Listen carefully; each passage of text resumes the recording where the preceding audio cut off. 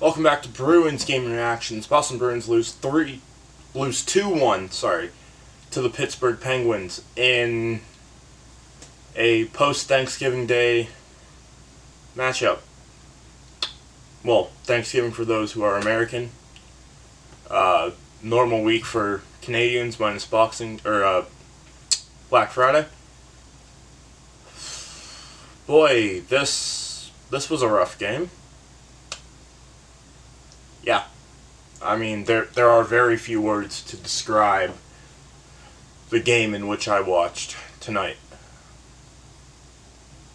Not good enough is probably going to be thrown around a lot. You have Tristan Jarry, who has not been good enough, funnily enough, on the other end of you, and you score, quite frankly, a fairly lucky one on the second shot of the game, and then you don't manage to even get a dirty one by him. You didn't really have a ton of chances until the final 5 minutes of the third. I mean, you had spurts, but the final 5 minutes of the third, you ran the show. Still couldn't get one, though. This team needs to figure out how to take control of games and floor it. A lot like what they did with the Islanders game, actually. Took control midway through the third period, foot on the gas, and didn't look back.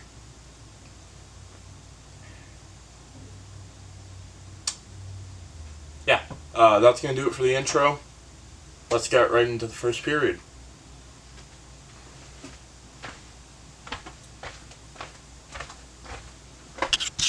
First period comes and goes. Boston goes up 1-0 early with a goal from Charlie Coyle on a brutal defensive breakdown by Pittsburgh.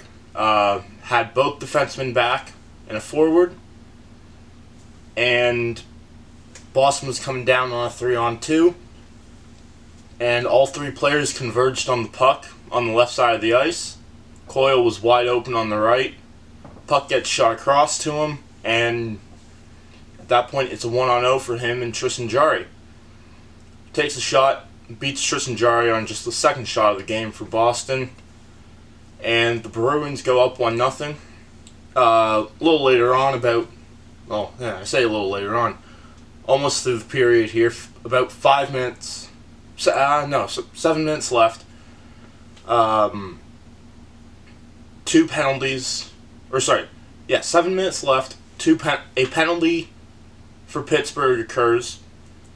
I don't know. This one and the next one for Boston were both really soft calls. Both are penalties, but are really soft for where we're at.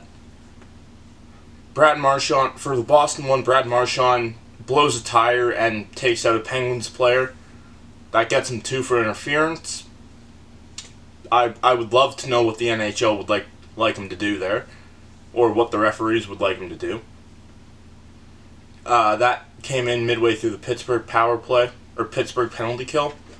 And the Pittsburgh one, Zadorov is about to blow a tire, and the Pittsburgh player kind of just gives him a little helping hand down into the boards.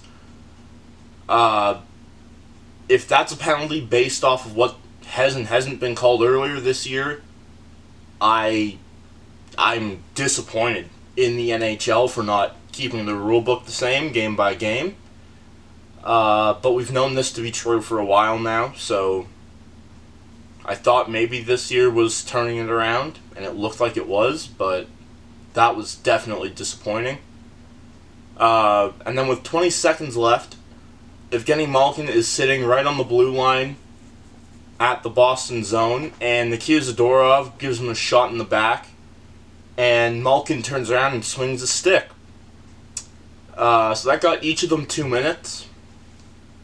I mean, it's pretty obvious. You can't interfere with the field of play if you're Zadorov, and you can't attempt to decapitate a guy with your hockey stick if you're Malkin. Tyler Johnson did also get a penalty on this one. I've watched the replay back a few times. I can't figure out where it is. He got called for tripping on that.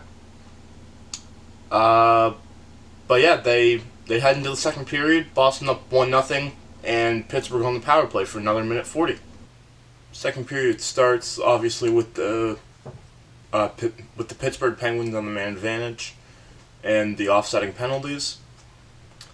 And nothing comes out of that. Boy, did Jeremy Swayman look good in this one. Stopping a bunch of shots. I think he had 12 or 13 stops in this one. Gives up a goal late. That's not his fault. Boston leaves a man completely open, leaves Ricardo Rakell wide open out in front of the net.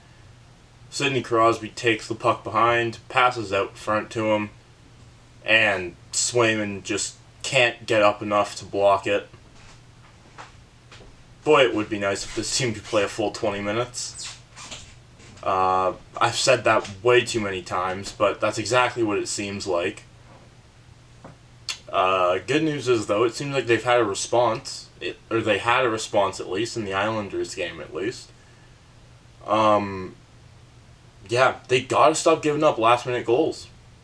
Hell, in this one, last-second goals. There were 0.8 of a second left on the clock.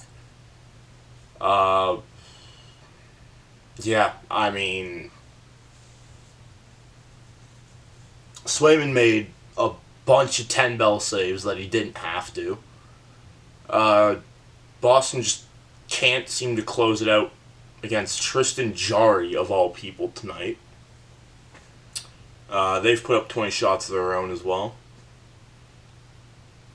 And, yeah, I mean,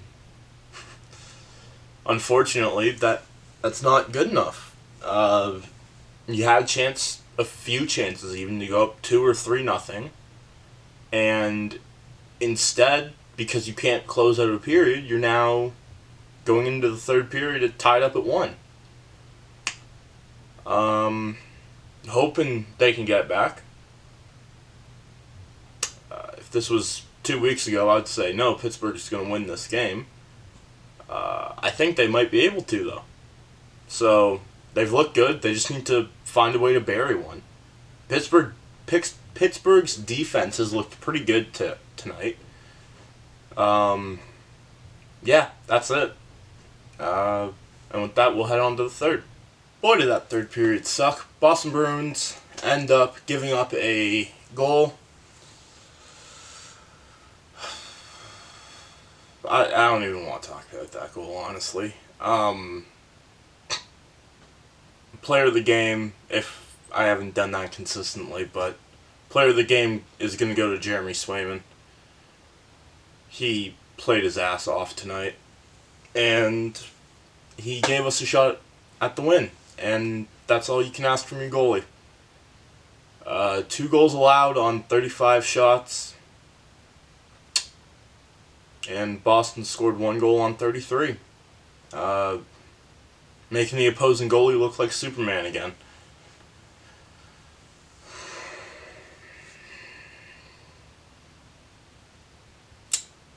Yeah.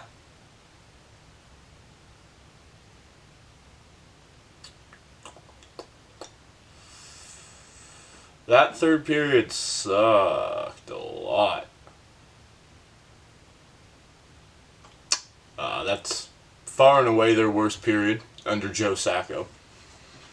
Now, I mean, you have one really bad period out of 12 periods. 12?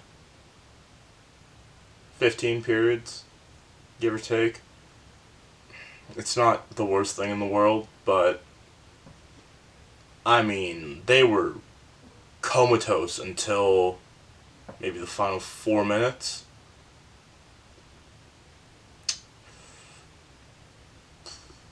Changes on the power play need to be made. That is for sure.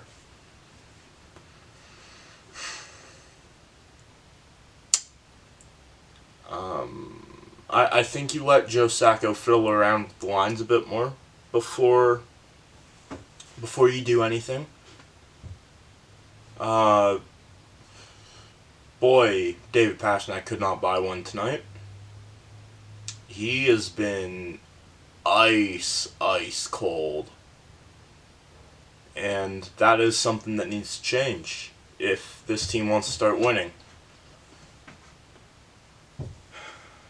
I think this team also needs another offensive weapon. People might not like this. I saw a trade proposal from Mikko Rantanen, which included sending Charlie Coyle to the Avalanche, and kind of hoping that Brad Marchand takes a bit of a discount on what is more than likely to be one of his final contracts in the NHL. I wouldn't hate that. I also think it's time to call someone else up. You got a handful of guys on two-way deals up here. I mean, call up one of the guys who's hot in the AHL, or give Merkelov a chance.